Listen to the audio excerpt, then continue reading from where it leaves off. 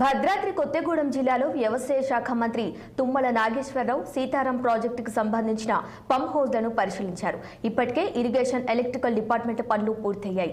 China బృందం వచ్చిన తర్వాత వారి సమక్షంలో మోటార్లను చెక్ చేసి త్వరలోనే ట్రయల్ రన్ నిర్వహిస్తామని తుమ్మల అన్నారు. ముఖ్యమంత్రి చేతుల మీదుగా ఆగస్టు నెలలో ఎన్కూర్ లింక్ కెనాల్ ద్వారా వైరా ప్రాజెక్టుకు గోదావరి జలాలు అందిస్తామని మంత్రి తెలిపారు. శ్రీశైలం నాగార్జున సాగర్ ప్రాజెక్టుకు సమయానికి కృష్ణా జలాలు రాకుండా ఉంటే నాగార్జున సాగర్ ఆయకట్టు వైరా ప్రాజెక్టు ఆయకట్టు ద్వారా మధ్యలో ఉన్న ఇరిగేషన్ ట్యాంకర్లను పూర్తి చేసి గోదావరి జలాలు తరలిస్తామని మంత్రి తుమ్మల అన్నారు.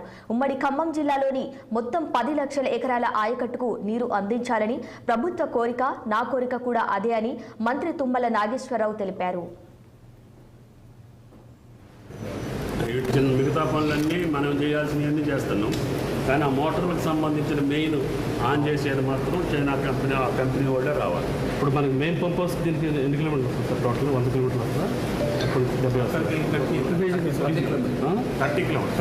ఇక్కడ నుంచి అవతల పంప్ హౌస్కి 8 కిలోమీటర్స్ కాదు, కమలాపురం 80 సైడ్. ఓకే, మీకు 8 నుంచి నీకు గ్రావిటీ పానేరు దాకా ఓన్లీ టన్నెల్స్. 3 లిఫ్ట్, ఇంకో 3 లిఫ్ట్ ఎక్కడ అయితే అశ్వారాపేట, తామపేటకు ఒక లిఫ్ట్ సపరేట్, అది మాది, మా ఊరి దగ్గర ఉంటుంది. ఇది అయితే నా టన్నెల్ యాతాలకుంట టన్నెల్ అయితేనే వాళ్ళ లిఫ్ట్కి వెళ్తాయి.